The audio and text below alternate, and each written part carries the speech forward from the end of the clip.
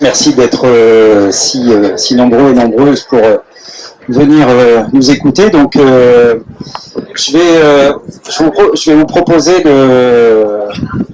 trois parties. La première, c'est de faire un retour sur les européennes et les législatives, donc sur mon département et ma circonscription en particulier. Après, vous pourrez prolonger sur des témoignages vous concernant. Ensuite, réfléchir pendant un quart d'heure sur qui sont les électeurs, les électrices, le Rassemblement national et pourquoi, les raisons qui peuvent expliquer leur vote. Et puis terminer sur une troisième partie, effectivement, qui est l'intitulé de l'atelier, c'est-à-dire comment on peut lutter, quelles sont les perspectives, notamment avec les élections municipales en ligne de mire, et puis peut-être des prochaines législatives dans un avenir plus proche que ce qu'on imagine. Alors donc, je commence par le cas de la Loire-Atlantique où nous sommes encore préservés d'une certaine manière, parce que maintenant je vois bien que dans un certain nombre de départements, malheureusement, parfois c'est 100% RN et parfois il y a juste un survivant ou une survivante qui permet d'éviter le carton plein. Donc en Loire-Atlantique, en 2017, il y avait 10 députés macronistes. En 2022, on est passé à 5-5, donc entre l'ex-majorité et la NUPES, à l'époque, avec 2 députés écolos. Et cette fois-ci, on est passé à 7-10. Donc 7 en faveur du NFP et 3 autres. Et donc ma circonscription était celle qui était convoitée par le Rassemblement national. Ils en avaient fait leur objectif prioritaire. C'est la plus rurale. C'est de loin la plus grande puisqu'elle représente 36% en superficie du département, 62 communes, dont certaines qui ont à peine plus de 300 habitants. Et voici Katie qui me rejoint et qui va pouvoir vous parler aussi de tout en haut du département, d'une toute petite commune justement où le vote RN est assez élevé. Alors justement, on va vous reparler de ça. Donc les scores, nous on a une campagne qui a été d'abord une forme de thérapie collective, mais ça s'est passé dans un certain nombre d'endroits comme ça, après le choc de la dissolution et le résultat des européennes et le risque de voir Bardella arriver à Matignon. Et puis ensuite, il y a eu un énorme élan, beaucoup d'enthousiasme, une mobilisation comme on n'avait jamais pu voir. On a fait des réunions publiques avec 200, 400, plus de 500 personnes, vraiment des choses comme jamais. Donc, certains se sont un petit peu enflammés en imaginant, ça va forcément passer au premier tour. Et le résultat, c'est qu'au premier tour, le Rassemblement national était 1000 voix derrière moi. 1000 voix. On était à 35 et 34 grosso modo, alors que le candidat du RN n'était pas de la circonscription, mais c'est son droit. Vous savez qu'on peut se présenter n'importe où dans le département. Et après avoir fait quelques marchés, il a fait 2 réunions publiques où il a eu de la peine à réunir plus de 10 personnes. Donc vous voyez, ça en disait long sur l'absence d'ancrage. Il ne connaissait personne, il n'avait pas de relais, etc. Mais n'empêche qu'on a bien vu dans les bureaux de vote que même les gens cherchaient le bulletin de vote. Jordan Bardella a demandé aux scrutateurs qui étaient là, où est le bulletin de Bardella, et les scrutateurs, encore une fois, étaient en peine de leur expliquer qu'il n'existait pas et que c'était pas cet enjeu-là. Donc on voit que les enjeux nationaux finalement nous ont vite rattrapés et que ça a été un vrai combat. Donc je pense que ça peut être intéressant aussi d'entendre, donc je vous ai donné les chiffres sur l'ensemble de la circonscription, là qu'on fasse peut-être un petit focus sur la commune de Mouet, qui était, il n'y a pas si longtemps, la plus petite commune de Loire-Atlantique en population. Bonjour, excusez-moi pour mon retard. Katie Mocarbillon, je suis seconde adjointe dans la commune de Mouet, un tout petit village de moins de 400 habitants. Qui a toujours été de gauche depuis un long moment, entouré de communes de droite, sauf les 2 dernières élections, où on a eu une explosion du RN. Donc 50% au niveau des européennes et un 48% législatif. À 10 points, 8 voix en face du NFP. Donc on peut peut-être presque scinder le village en deux, donc on va presque faire le mur de Berlin entre RN et NFP. C'est pas faute d'avoir lutté, boité à multiples reprises. Et voilà, on est en face de ça. C'est un gros changement dans notre commune. Donc qu'est-ce qui explique ça? Justement, la télé. Le fait que les gens et que toutes les je peux avoir on va peut-être poser des questions après. On a excusez-moi, on va faire 3 séquences d'un quart d'heure, une petite présentation, question-réponse, petite présentation, question-réponse, petite présentation, question-réponse. On finit la présentation et après on fait les questions-réponses, d'accord? C'est moi qui ai posé la question. Dans notre commune, on a une salle communale écologique, une école écologique. On fait des chantiers participatifs. On a fait récemment un fier de Mouais avec la question LGBT. Donc c'est quand même un village qui est assez ouvert. Et pour autant, on a ce vote qui est là assez frappant pour nous, assez choquant, et qu'on doit contrer de différentes manières. Et peut-être avec plus d'action encore. Puisqu'on avait beau répéter dans les différents temps qu'on a pu avoir avec tous ces gens que le RN était une arnaque politique et sociale, n'empêche, on s'est rendu compte donc à l'issue du premier tour que c'était pas le candidat en face qui était un risque, mais qui de fait les gens se déplacer plutôt pour un vote Bardella-Le Pen dans la continuité des européennes. Et encore une fois, on n'est pas là pour se lamenter et se plaindre. On n'a pas encore de députés et j'espère qu'on n'en aura jamais pour le Rassemblement national, mais n'empêche que même dans ma commune, où moi j'ai été maire d'une commune de 4000 habitants, qui se trouve à une trentaine de kilomètres au nord de Nantes, et où on ne peut pas dire qu'on manque de quoi que ce soit, qu'on se retrouve dans une situation d'oubli, d'abandon, parce que c'est souvent l'argument, on va en parler tout à l'heure dans la deuxième partie, sur pourquoi est-ce que les gens...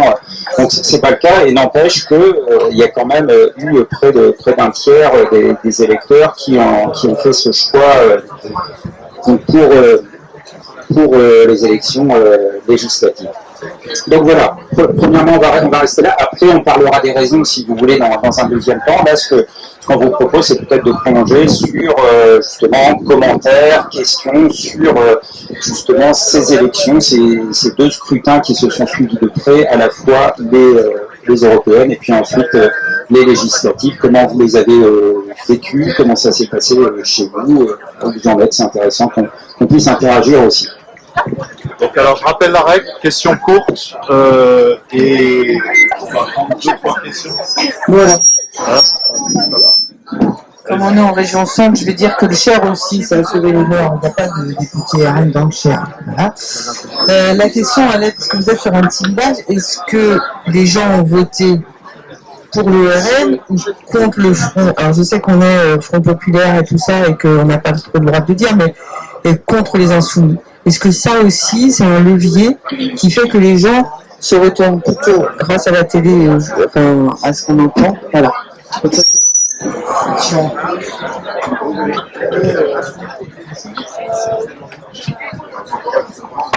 Nous, on est dans le Languedoc-Roussillon, pardon. Donc, ça fait rigoler tout le monde. On a donc 4 élus, 4 députés qui ne sont pas RN sur dont qui sont tous issus du découpage camembert de Montpellier. Et sans ce découpage, on n'aurait pas trouvé que les députés RN très largement. Donc, le problème qu'on rencontre, je pense, c'est que la ruralité est totalement abandonnée au RN, et notamment chez nous en particulier, dans la culture de la zone Camargue, la tradition camarguaise qui a une très grande importance pour les gens. Et ça participe vraiment à donner toute la place au RN et à nous discréditer parce que dès qu'on parle de tradition, les écolos sont les débiles de service qui veulent empêcher de faire la fête. Ce qui n'est pas le cas.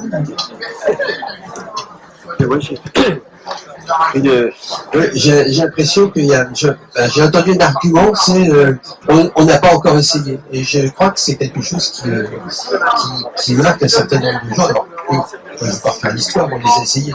Mais on ne les a pas essayés, ça vient d'une culture qui s'est déformée dans le temps. Et on arrive à une culture consumériste de la politique.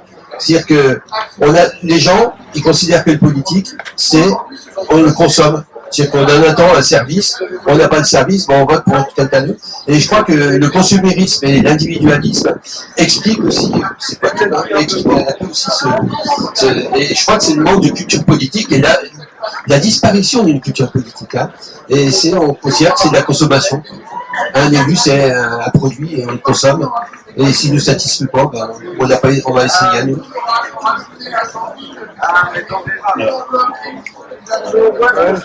On a le temps de faire des questions. Hein. Là, on était sur le retour de ces élections. Peut-être que vous allez enchaîner sur la deuxième séquence.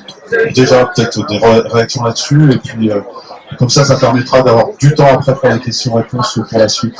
On va les noter. D'accord? Donc, un retour. C'est vrai que nous, on a beaucoup voté, beaucoup marché, etc. Il y a beaucoup de personnes qui sont déçues de la politique, qui n'ont pas forcément été écoutées. Nous, on est quand même sur la zone de l'aéroport avec la ZAD. Donc, les personnes qui avaient voté et qui n'ont pas eu de retour par rapport à leurs décisions ont été très déçues. Il y a un certain nombre de choses comme on n'a pas essayé, mais il y a aussi on veut que ça change. Ils veulent le changement de leur vie quotidienne, le changement quand ils vont faire leurs courses, quand ils vont, voilà, le changement qui est concret pour eux. Et ça, ils ne le voient pas. Ils voient que des choses négatives, comme on va plus de médecin, on va pas de transport, on va pas de travail, il y a tout ça. C'est assez complexe le vote. Oui, on reviendra tout à l'heure sur les raisons. Et puis, oui, de fait, moi j'ai énormément entendu un discours par rapport à Jean-Luc Mélenchon. Pas tant par rapport, ou en tout cas, ce discours qui a été aussi celui de la majorité pendant 2 ans. C'est les deux extrêmes se valent et on met tout le monde dans le même panier, et l'un avec le signe égal entre les deux. Et ce qui a été aussi à peu près le seul argument de campagne, puisqu'on est revenu comme en 2022 avec un discours sur le risque de l'extrême gauche. Ça, c'était assez terrible. Et dans un certain nombre de communes, etc., il fallait vraiment arriver. J'avais beau expliquer que je n'étais pas insoumis et que je ne devais rien à Jean-Luc Mélenchon. Le raccourci, je vais le faire après, ça peut aussi être un prétexte et une excuse facile, mais pour vous répondre clairement, oui, il y a eu cet élément-là. Je pense que les écolos étaient quand même mieux vus, peut-être par l'action qui a été la nôtre pendant 2 ans que les insoumis. Et puis sur cette histoire désolante du monde n'a pas essayé, qui est toujours assez frappante, et encore une fois on ne va pas refaire l'histoire. Moi je vis dans une commune où il y a eu l'attaque d'un maquis, où il y a des commémorations très, très poignantes comme dans de nombreux endroits en France tous les ans. Donc on rappelle qu'aussi il y a déjà quelques traces, mais effectivement cette légèreté avec laquelle on imagine une offre politique, et je pense aussi que parmi les raisons qu'on va essayer d'évoquer, de voir ensemble, il y a sans doute ce côté très, très superficiel, ce désintérêt pour la politique, où on entend de toute façon vous êtes tous pourris, et les arguments, voilà, le système, il y a que l'argent qui nous intéresse. Une dame, une fois qui est sur un marché, m'a dit de toute façon c'est toujours la même chose, on voit qu'une fois tous les 5 ans. Donc j'ai commencé à lui énumérer le nombre de fois où j'avais pu venir pour des occasions bien précises dans sa commune. Je me rappelle plus des 62 communes de ma circonscription. Et finalement, je lui ai dit, vous étiez à tel endroit, vous étiez tel jour pour cette... Est-ce que vous étiez là, est-ce que vous étiez là, est-ce que vous étiez... Je dis, moi aussi, dans toutes ces fois-là, donc vous voyez, vous êtes en train de me dire que vous ne me voyez jamais, mais c'est vous qui ne participez pas à la vie de votre commune, je suis désolé. Mais c'est pas grave, mais c'est important de le rappeler quand même, parce que on voit même quand on y met tout son temps, tout son cœur, il faut toujours être en train de se justifier finalement, d'expliquer qu'on fait juste notre travail et qu'on le fait sincèrement avec toute l'énergie qu'on peut y mettre. Alors, qui sont les électeurs et les électrices? Malheureusement, aujourd'hui, c'est monsieur et madame tout le monde. Moi, j'ai été au bureau de vote pendant 5 heures sur les 2 tours, au premier et au deuxième, et dans chacun des bureaux de vote, il y a un tiers des gens qui m'ont chaleureusement salué, à qui on a pu échanger des nouvelles sur la famille, ou voilà, avec qui j'ai mangé, qui j'ai sûrement peut-être aussi travaillé dans les associations, à qui, après m'avoir fait un grand sourire, on serre les mains, on déposait le bulletin du RN dans l'heure. C'est comme ça, si on ramène ça aux chiffres, c'est énorme. Et puis, dans les réseaux, on disait les campagnes abandonnées. Alors certes, ça existe, mais encore une fois, on parle souvent de ruralité au pluriel, puisque tout le monde ne se retrouve pas dans ces situations-là. Alors chez nous, c'est vrai qu'on a un axe assez net, le secteur où habite Katie, on va pouvoir en parler tout à l'heure notamment. C'est-à-dire que plus on s'éloigne de Nantes et plus on arrive finalement loin des villes, et là, force est de constater, dans les petites communes aussi, force est de constater que le vote augmente et qu'on arrive quasiment à 50%, hein, c'est ça pour le RN. Il y a plein d'arguments, je pense que vous allez en trouver plein d'autres. Donc on parlait de la méconnaissance politique, et des fois il y a un degré vraiment zéro de l'intérêt pour la chose publique, on l'a bien vu, alors, même dans la confusion par rapport au scrutin, parce que se demander où était le bulletin Bardella, alors que le même Bardella venait d'être élu une semaine avant aux élections européennes. Donc c'est quand même un petit peu bizarre de se dire, on va le mettre, on va le délire comme à l'Assemblée nationale, alors qu'il venait de le faire un petit peu avant. Et puis, souvent, les gens qui vous disent, moi je vote pour le RN, pourquoi? Parce que c'est difficile de discuter en fait. C'est très difficile de discuter. Parce que souvent sur les marchés, dans d'autres occasions, dès que vous commencez à essayer, les gens vous aboient 2-3 gentillesses dans le genre tous pourris ou etc. Et puis tournent les talons parce qu'ils ne veulent pas. Ils ne veulent pas en fait entendre vos arguments, ils ne veulent pas discuter, ils n'ont pas forcément d'éléments pour pouvoir répondre. Alors je vais juste vous citer deux exemples, mais qui sont à la fois concrets et un petit peu effrayants. Une dame à l'entrée d'un supermarché qui m'explique, elle prend un petit peu de temps quand même, qui m'explique que c'est par rapport à l'immigration. Je me retourne, je fais le tour du paquet, je lui dis parce que c'est un sujet chez nous. Elle me dit justement non, mais c'est pour que ça n'arrive jamais. Donc une forme de racisme préventif. Avec ce qu'on voit à la télévision, etc., on veut rester entre nous, donc il vaut mieux, on ne sait jamais, pour s'assurer, garantir. Donc ça peut être un élément. Et puis une autre dame qui avait lancé une pétition, un collectif pour défendre un des hôpitaux de ma circonscription qui était en difficulté, comme un petit peu partout en France. On s'est mobilisé, j'y suis allé plusieurs fois, on a organisé des mobilisations, la mairie de la commune en question s'est fortement impliquée, l'a reçu, voilà. Donc, et je lis dans la presse juste avant les législatives que cette même personne a décidé de voter, annonce qu'elle va voter pour le Rassemblement national. Bon, j'étais un petit peu surpris, donc je lui envoie un message en disant si vous voulez qu'on en parle, je veux bien que vous me rappeliez. Elle a décidé de me rappeler. Donc on discute un petit peu, elle me dit c'est pas contre vous. Je lui dis j'ai un petit peu de mal à entendre cet argument, je le prends vraiment très contre moi, mais expliquez-moi que je comprenne. Alors il y en a marre, et ça ne change pas. Je dis vous croyez qu'on va réussir à régler les problèmes des hôpitaux comme ça, claquant des doigts en l'espace de 6 mois? Je dis c'est un petit peu plus compliqué que ça. Déjà notre travail, il a permis d'éviter que les urgences ferment autrement que pendant les vacances scolaires, ce qui est déjà un moindre mal, et d'éviter la fermeture de la maternité si vous considérez que c'est rien. Évidemment c'est pas parfait, on aurait aimé aller plus loin, mais c'est déjà ça pour l'instant. Et puis je lui dis mais donc c'est quoi vraiment les deux sujets ou plutôt non, je savais qu'elle était très inquiète par rapport donc à l'hôpital public et à la question du handicap pour des raisons plus personnelles. Je lui dis, est-ce que vous pouvez, madame, juste m'indiquer dans le programme du Rassemblement national quelles sont les mesures qu'ils vont prendre pour l'hôpital public et pour le handicap? Et elle me répond, j'ai pas lu le programme. Je lui dis, madame, je vous invite juste à une chose, cherchez, regardez, et puis rappelez-moi qu'on en discute. Parce que si vraiment c'est pour ça que vous avez fait ce choix-là, eh ben je crois que vous allez être profondément déçu. Elle m'a rappelé 2 jours après en me disant, je suis désolé, je crois que je me suis trompé, donc je...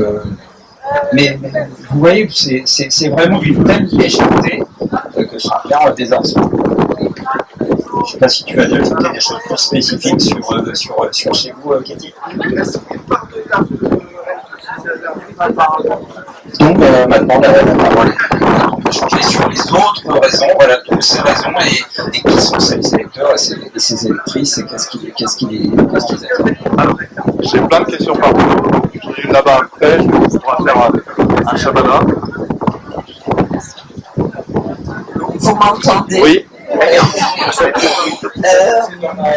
y a une statistique que j'ai consultée il y a un ou deux jours sur Statistica qui montrait que sur les votes Front National, 25% des gens, c'est énorme, 25% des gens votaient Front National parce qu'ils étaient mécontents et qu'à leurs yeux c'était le seul parti qui allait changer les choses.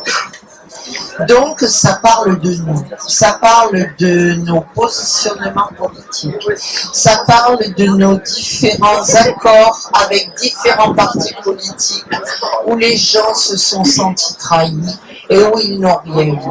Il y a un ras-le-bol, même si vous essayez gentiment de justifier votre activité et tout ça, ils n'y croient plus. Et ce qu'ils veulent, c'est une révolution pour manger à leur faim et pour être soignés et pour ne pas être délaissés. Donc, si vous voulez, je pense qu'on a à se réapproprier cet électorat en étant sur une radicalité, une éthique politique et une forme de rectitude. Et sur le terrain, évidemment.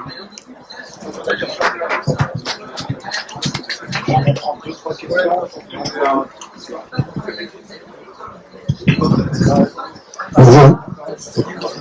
Ouais, juste un point, je suis de la Haute-Garonne, en Midi-Pyrénées, dans une circo où il y a 91 communes, tu vois, et on a fait campagne avec le copain et la fille, qui était présent. Il a été élu, tout simplement parce que dans cette circo, il y a 2 villes. Une loi de plus, c'est les 2 villes qui auront amené son élection. Union et Muret. Le reste, c'est le Front National qui était dedans. J'avais dit 91 communes. Et je rejoins ce que tu disais tout à l'heure par rapport à Languedoc-Roussillon. C'était des terres socialistes. Il y a toujours eu des députés communistes en garde, je parlais de la route de RPS, et il y a eu un changement total. Alors, la raison, tu en as parlé tout à l'heure, il y en a une autre raison qui m'énerve grandement, et c'est le boulot qu'on doit faire à l'Assemblée, que vous devez faire à l'Assemblée. Il n'y avait pas, jusqu'à présent, de télé partisane Front National. Il y a eu, dans ces élections, un groupe Bolloré, qui ne s'est pas gêné pour prendre position et pour faire une publicité ouverte au Front National, subventionné aussi par le service public pour certains éléments. Il y a eu aussi un certain nombre de télés qui ont fricoté très proche avec le Front National. Bon, vous les avez, c'est LCI, c'est BFM TV, etc. Et il ne faut pas qu'on culpabilise par rapport au boulot que nous avons fait là-dessus. En tant que militants, nous avons fait un bon boulot. Mais nous ne voulons rien contre nous avec nos tracts, contre ces télés-là. Il n'est pas de remettre en cause les Coréens à Équateur. Les chaînes télé doivent faire de l'information et pas de l'intoxication. Et ça, c'est le boulot qu'on doit faire au niveau de l'Assemblée avant les prochaines élections. Parce qu'ils vont nous rejouer le jeu aux prochaines élections. Ces mêmes télés. Dont l'intérêt, c'est l'intérêt économique derrière.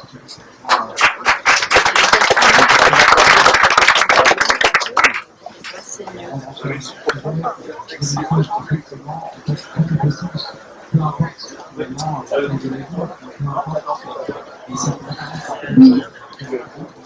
On m'entend ? Oui, moi j'ai fait campagne dans un département des Alpes de Haute-Provence, donc les Bas-Alpes, un petit département rural. La grande ville, c'est Digne, et je faisais effectivement campagne, sur la circonscription de Digne. Le Digne avait basculé en 22 au Front National.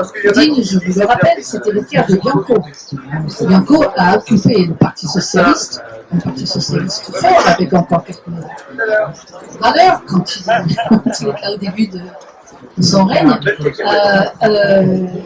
a occupé ce terrain pendant, je ne sais pas, 35 ans, je pense.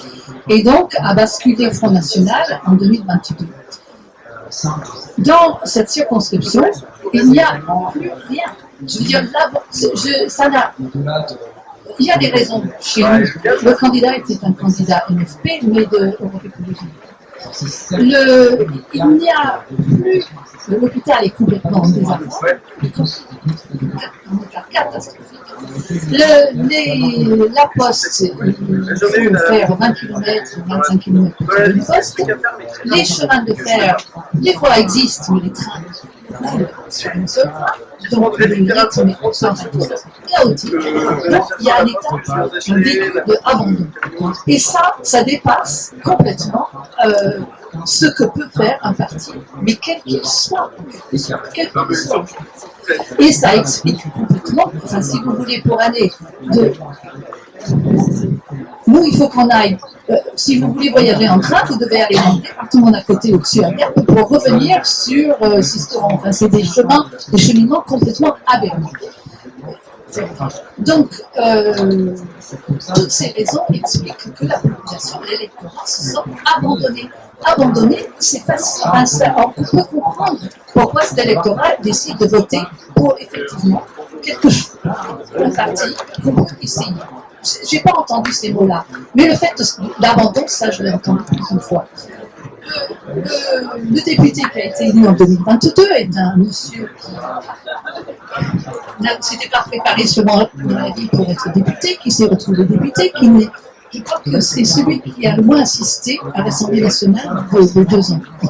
Gérard, par contre, il est resté au local, il allait au jeu de boules, il allait au baptême, il allait tous les trucs locaux.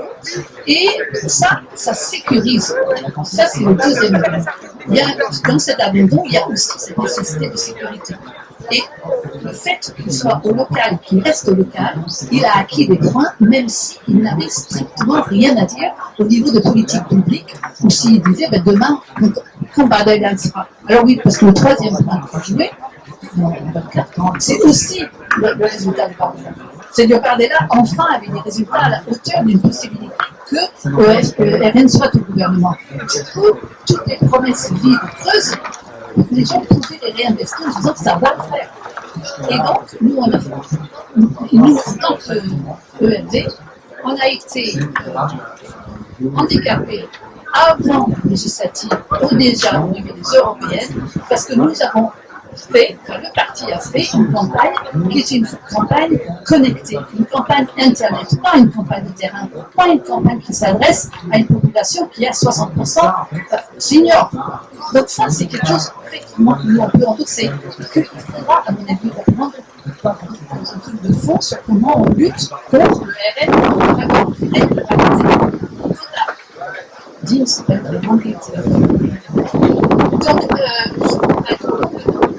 nous-mêmes, c'est des amis parce que nous n'avons pas su faire des campagnes adaptées à la réalité. Et on a été, par contre, un petit peu, effectivement, gênés aux entournures parfois par, que ce soit Mélenchon d'un côté, ou que ce soit par des problématiques sur le loup de l'autre. Sur le loup, on pouvait parler avec les chasseurs. À partir du moment où on peut parler, en fait, on grignote quand même. On peut faire, comme tu as expliqué tout à l'heure avec la dame qui a téléphoné, on peut gagner des points. Moi, je trouve que c'est ces points-là qu'il faut que nous nous reprenions en tant que parti si on veut avancer. Mais toute l'importance d'avoir casté le gouvernement pour que ça change. Continue à... On fait quelques réponses et on reprend après.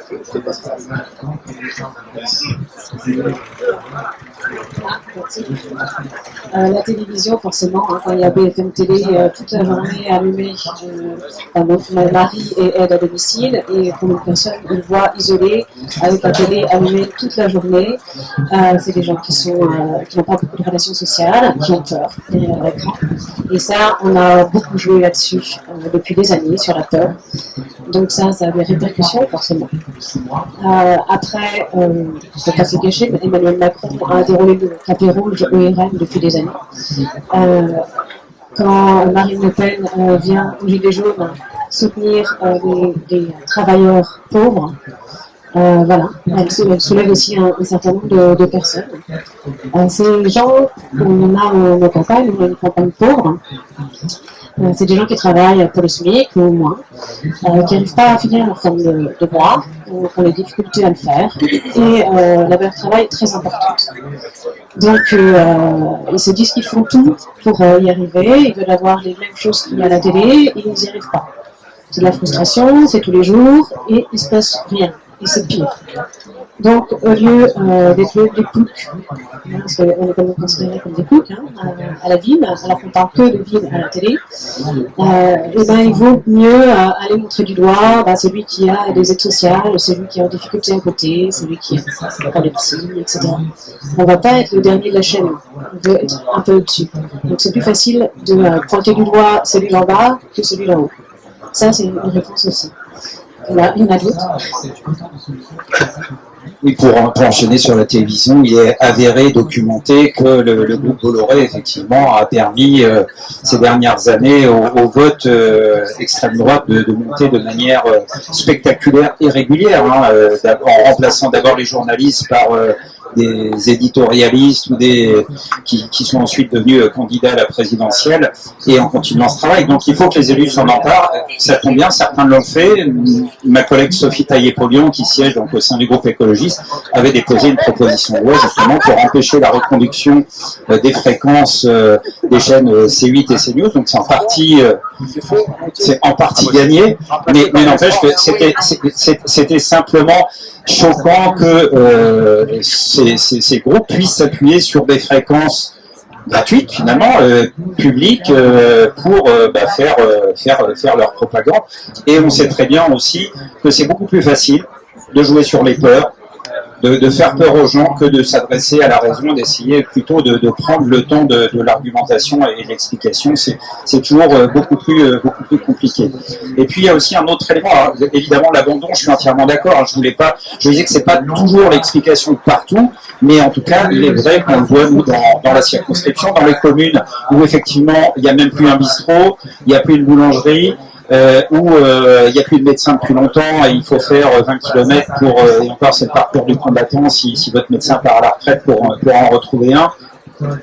Et où l'école en plus voit ses classes fermer les unes après les autres. Ça,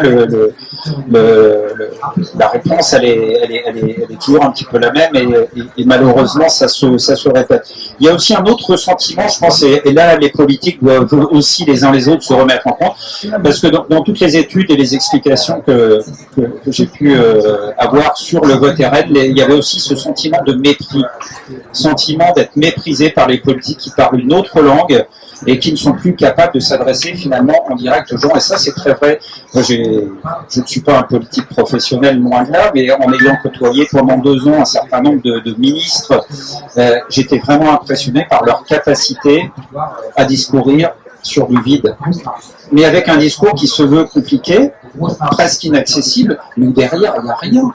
et je ne vais pas citer les spécialistes de l'exercice parce qu'ils sont malheureusement nombreux, et ils sont tellement formatés là-dessus que même quand vous essayez de discuter avec eux en privé, ils continuent. Vous leur dites, mais arrêtez, stop, c'est bon, j'ai déjà entendu, vous avez déjà fait l'article, c'est pas ça que j'essaye de vous dire, vous l'entendre. Gabriel Attal est redoutable pour ça. Alors on peut dire que c'est un excellent communicant.